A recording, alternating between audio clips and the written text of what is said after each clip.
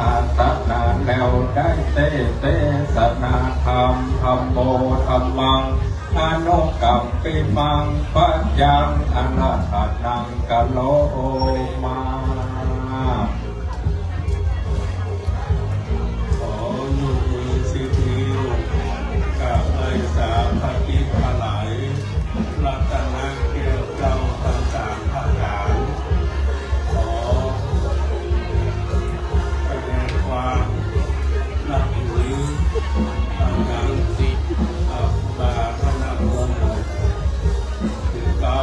ของโดยพระสังฆเจ้าทุลุทุโตนขอเจริญพรขอความสุขกายสบายใจบังเกิดขึ้นกับบรรดาศรัทธาญาติโยมพ่อแม่พี่น้องสามีบานตานเข้าโยมเข้าเวียนใจติดจองของวัดก็ออกไม่ออกที่ได้มาร่วมงานตามผ้าตั้งใจผ้าสุรกฐินวันนี้เราตกแต่งแห้งพอผ้าก็จะได้ลดมือต่อการเก็บผ้าตั้งอกตั้งใจในค่ำคืนนี้จะได้เฉลิมฉลองในการต่อผ้าตั้งใจตั้งตุลาร้อยธนภูมิได้มีมนต์ติดตัวตามนาภาได้มาเทศนาความพุทธาพิเศษเสียงซ้อมร้องนกยังวัดมุกมงคลวันนี้มีพระพุทธเป็นภาษาพระเจ้าทรงช่วงนาจักรพรรดิมันจะได้จักราบูชาเป็นนิมงคลไว้กับสงกับตัวต่อแต่นี้ก็เตือนก็ออกไม่ออกศรัทธาฟังเทศน์ฟังธรรมได้ณโอกาสวันนี้นะโม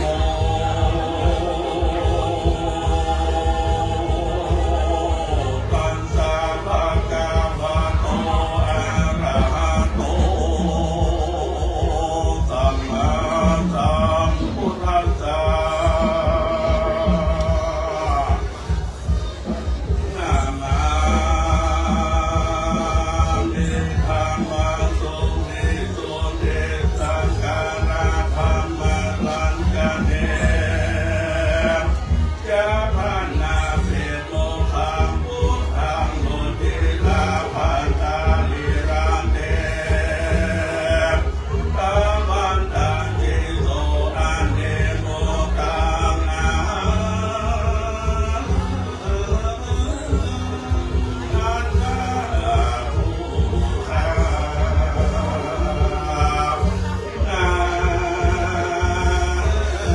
มาสากังโฆน้ำมันจังการข้าไปยังทางเกี่ยวยอดไทยเดรันตามนาอันมีองค์พระพุทธาโลทางองค์กุลอันยิ่งโยดได้เตจางนาภัยโทษยังสัมปันสันตานในโลกโลกา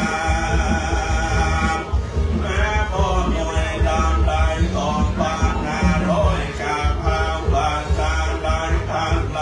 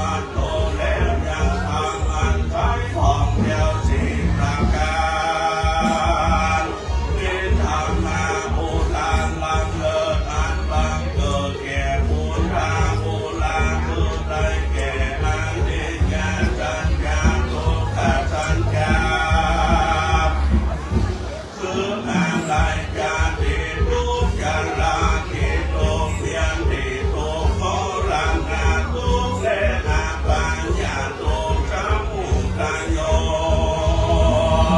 คือมาได้แก่ตันแห่ตันแห่โอยมีอานิคาลมเป็นตนนิโรธคือได้แก่อันตังตังตังตังคือนิพพานเจ้าอันแห่พระใจจากทุก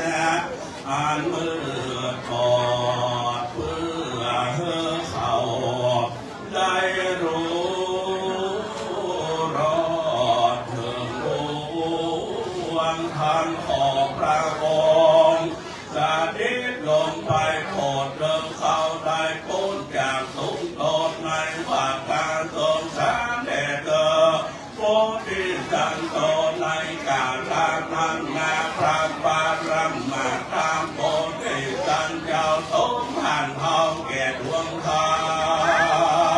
มเจ้าก็รู้อันจางนากำจอบเลี้ยงโลหลอดอย่างโลกานาหาภาการเป็นที่เกิดบานผ่องแผ้วตอนจะเดือดจากเจ้าวันข้ามแก้ววิมานบนฟ้าเอาตัวโตลงมาเกิดติดเมืองพาเสดคือการเป็นลาวปัดทุกทานเดปันเดโสทิในกัมหานางเทวีตอนเอาคือวันนั้นเจ้าสามีภรรยาอันเป็นโยกาปังกาบริจาคของปัญญาจาริสุโตตัดนาราพระราชาพิตา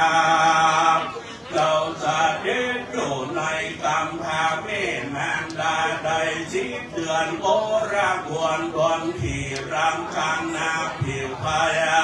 ผิวใสคนที่เจ้าจริงไปนางสู่ที่จากคนเดือดทุนจอดเลงดูรอดยังพุ่งคนอันจากสามเมืองหาตนบ่อใดไม่โลกลงไตบ่เมียนไผ่ปานนั้นและนาแล้วเจ้า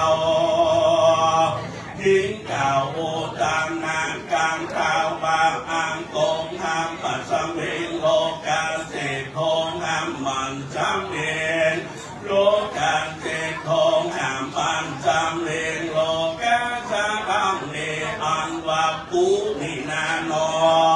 อาโกเป็นโพลันโลโลซาโลโทเป็นโพพันสดกว่าโลกตังม้วนกะเลนา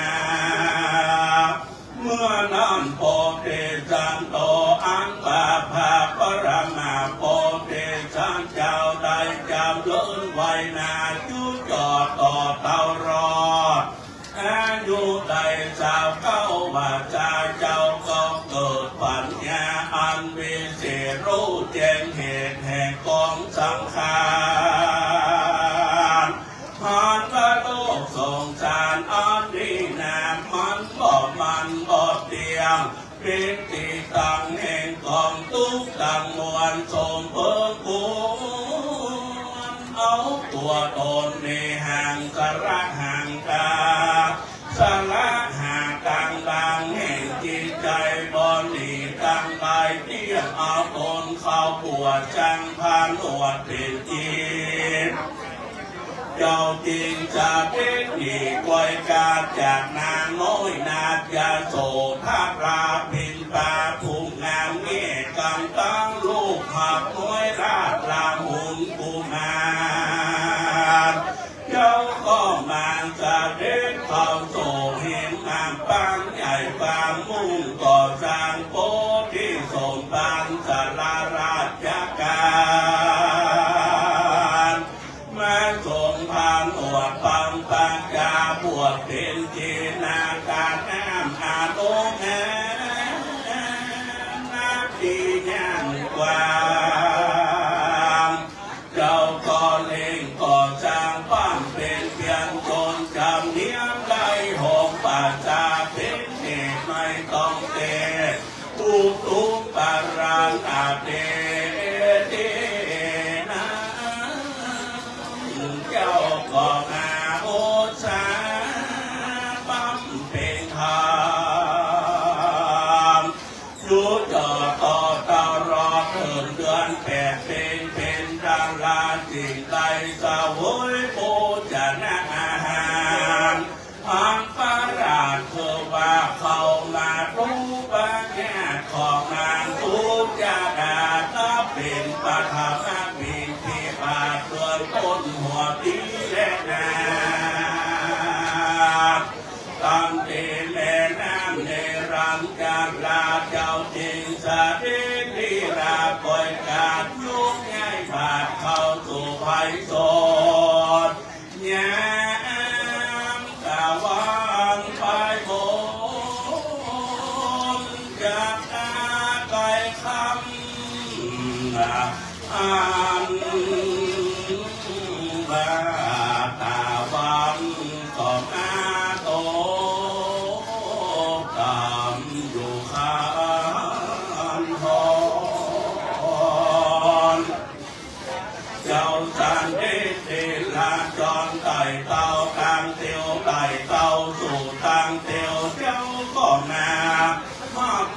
ยังคาเขียวแผดเก่ามือจากโซพียาทางหากไปการปานนานแหละนา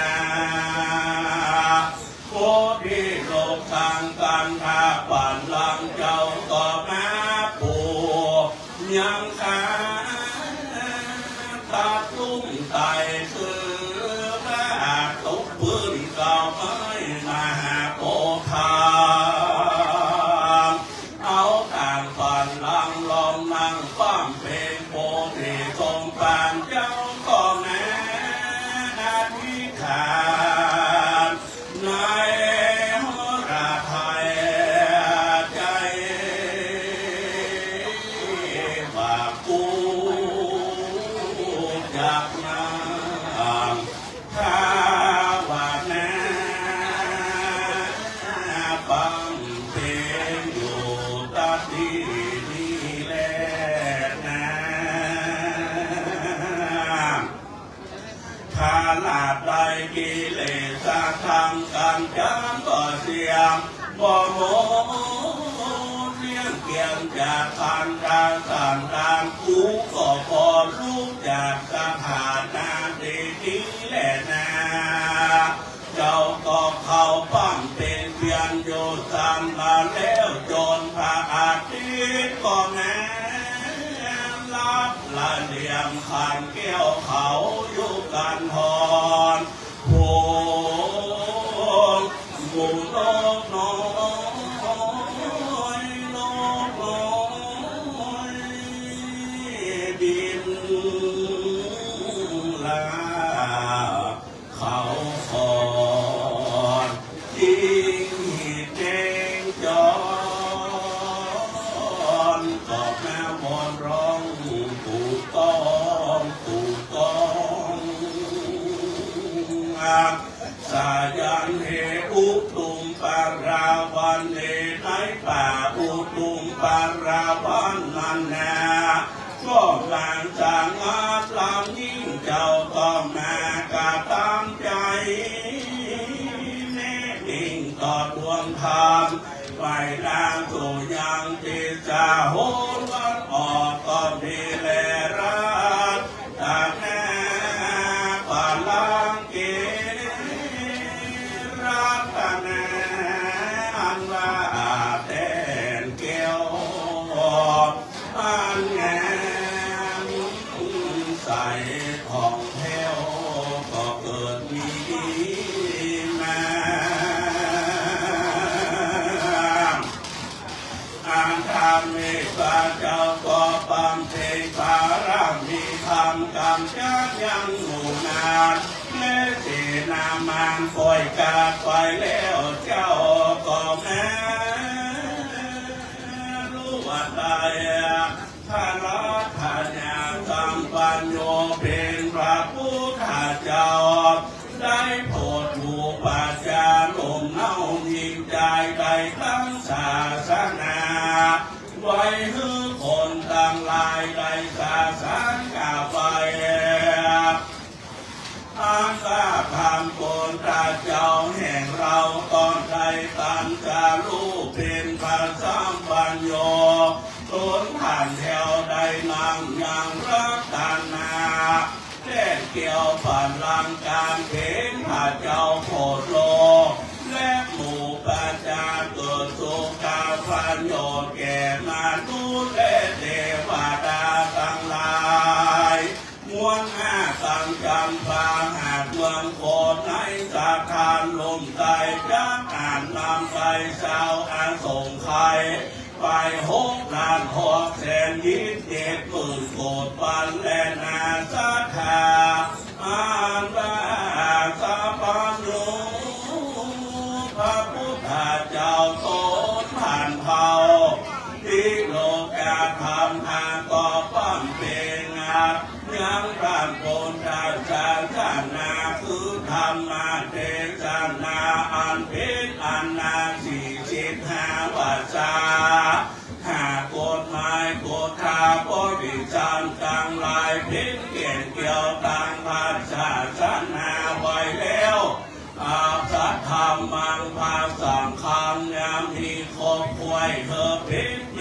จะไหวและสักการะบูชาแล้วพระจันทราต้นวิเศษก็มาเสียงเขตอานุสังขารนับพันแม้ว่าได้เป็นสิเป็นทาราเจนสะเด็จไตรกราสู่เรื่องเกี่ยวคือนาเทระปานก็มีในกาลาเมื่อนอนและนาที่รันเตขันโตปนจากจางจากตั้งบาพุทธานโตผ่านเหี่ยวได้เทศนาธรรมไว้แล้วแปดเบินสิปันขันพระธรรมมาขันสู้โจทย์เพื่อเธอไว้โพธิสัตตาและตั้งพุทธาเจ้าจันนาตั้งโพธาจาโรกงจะโภเกเด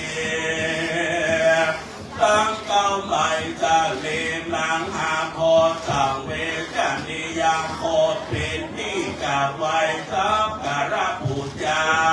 แก่โคตและเทวดาตั้งหลายทุกวันนาคาราภาบันบาวาจาบุญนานิสังสาริอนันตังหาเตสุตก็ได้คงคาก็มาจา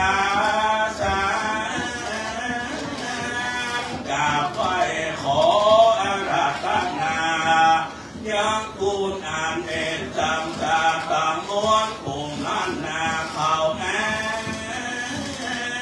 ตั้งอยู่ในวัดทุกมงคลสาลูกพระพุทธเจ้าที่เติบแย่บ้านจาจานาทั้งลาบต่อเต้า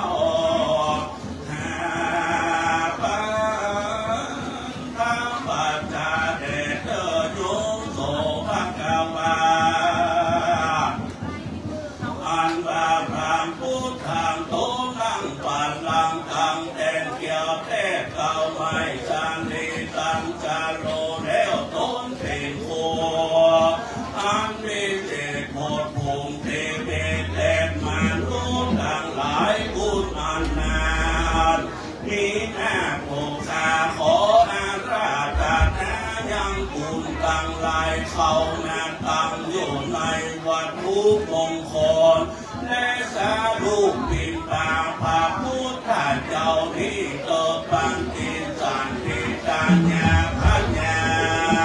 อันเกิดนางก่อนเทอรังหันตาภารังก่อนเทพิธายังตุเยปัสสา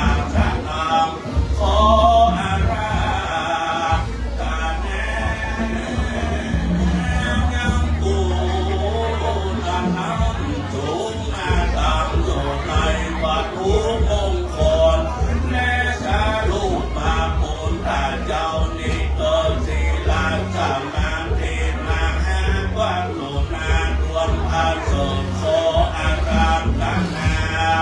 ลุงแม่บังเกิดไหลสาธุพระพุทธเจ้าและวัดทุกมงคลนี้แด่โตวิมุตโต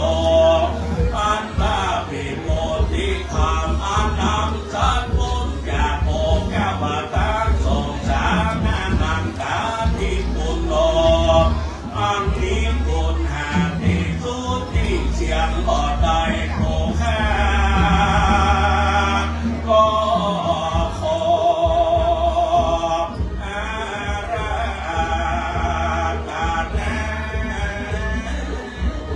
เขาแม่ตั้งอยู่ในสารูปพระพุทธเจ้าแล้ววัดทุกมงคลตั้งหลายนี้แด่เติบพุทโธอันบาปผลดังเจ้าต้นผ่านแถวอันนั่งเหลือแต่เดียวรันตั้งนาปัดลังกลางโดนได้เป็นอย่างยามอันกาบ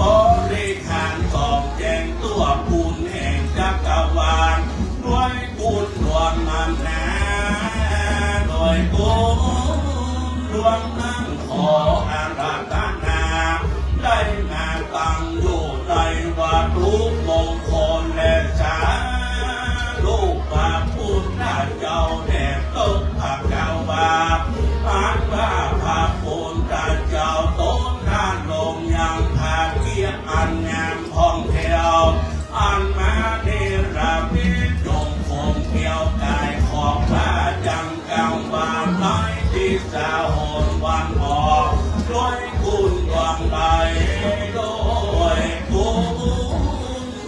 นั่งจูงแม่ต่างอยู่ในวัดทุกมงคลแสนลูกพระพุทธเจ้าที่เด็ดเลิกสัมแม่สัมพุทโธอันตาพังโตตาเจ้าต้นกันแถวใดตั้งจะรู้แล้วอย่างไงอย่าทำตั้งสี่หูวันที่โดยปัญญาข้าก็มาเน้นรักผิดอย่างราชาอย่าการนักเกินเกี่ยวงานท่องเที่ยวสาธิตอยู่ที่ไกลที่ท่านก็มาพิจารณาผมยังอ่านที่ทำมาที่ตั้งที่ทุกเสียงโสดเป็นธรรมแม่ดวงพาโสดรีบโลกกว่าทำได้โดยทุนดวงใดโดยทุนดวงใดผู้ข้าก็ขออาราธนามาตั้งอยู่ในวัดโพมงคลและสาธุพระพุทธเจ้าดีวิชาจารังนามสัมปันโนพระพุทธต้นผ่านเผาต้นบางกอบด้วยวิจารสามและจามานาทิพาพระสัตถิสังนานอยู่ในเก่าไม่นานจะปารานิโคตวันอันนาโดยกุศลแย่มีแม่นาบางนี้ผู้ข้าก็ขออาราธนา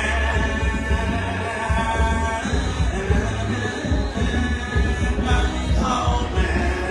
ตั้งอยู่ในวัดทุกมงคลและสาธุพระพุทธเจ้ามีเตออันว่าพระพุทธเจ้าล้นผ่านแถวใดสาธิตไปแล้วที่ดีที่งามคือเพียงเกี่ยวที่ราบาโดยกุศลดวงใดบัดนี้ผู้ข้าก็ขออาราธ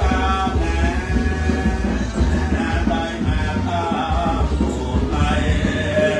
วัดโพมงคลสาธุพระพุทธเจ้าดีที่เทวาอัมพาเทวดาเจ้าข้ามลายหมื่นโลกยักษ์ก้าวบานพญาหินพญาโพธิ์พญาโยมหาราชบางนี้ผู้ข้าก็ขออาราธนามาสิเป่ายังวัดภูมงคลและสาธุพระพุทธเจ้าเพื่อเพิ่มเดชที่จำที่ไว้ที่สักการะบูชา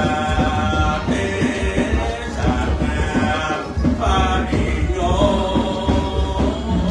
สานิสังฆาธิการ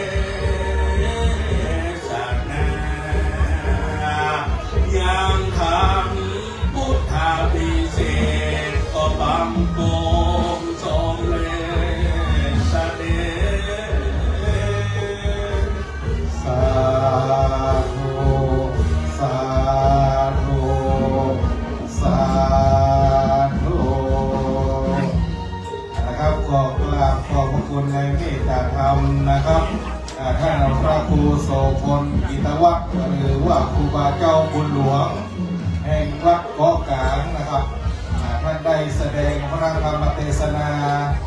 การร่วมสองนะครับการพุทธาวิเศษได้จบเสร็จสิ้นลงไปแล้วนะครับเรียกของการเป็นเจิมนะครับกับพ่อหลวงจันทบุตรคำเล็กนะครับพ่อหลวงบ้านผู้ใหญ่บ้านสัตว์คุยเอาได้เข้าไปประเคนนะครับเครื่องพยาธรรมเครื่องพยาทานในค่ำคืนวันนี้ขอการเป็นเชิญครับผม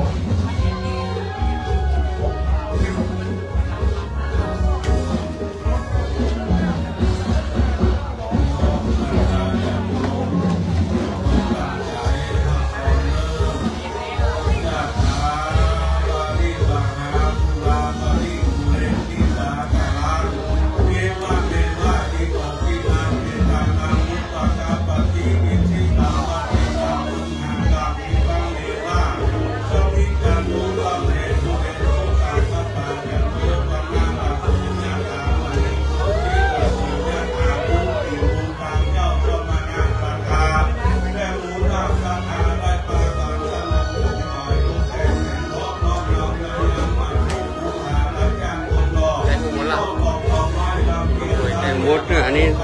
ค้างแหมเจ้าจะลงแล้วนะอันนี้คำยงคำยาง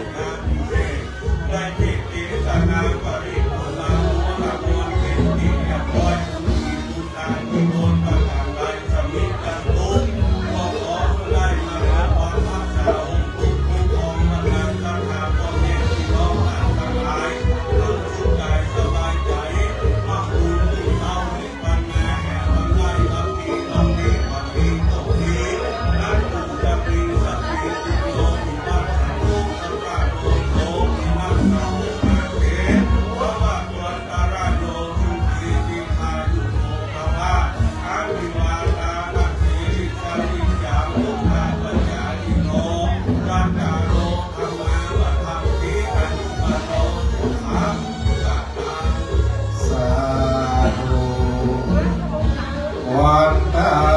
มิพัตเตสามังอาปาราคังคามานาเมพันเตมายากาตังปุญญังสามินาโมดิตาพังสามินากาตังปุญญังไมหังคาตาพังสาธุสาธุอะตุโมทามิ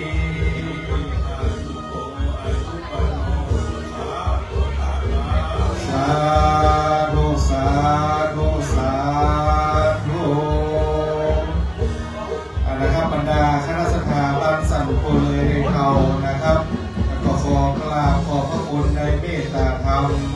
ของท่านพระครูโสพลกิตติวัฒน์นะครับมาเจ้าบุญหลวง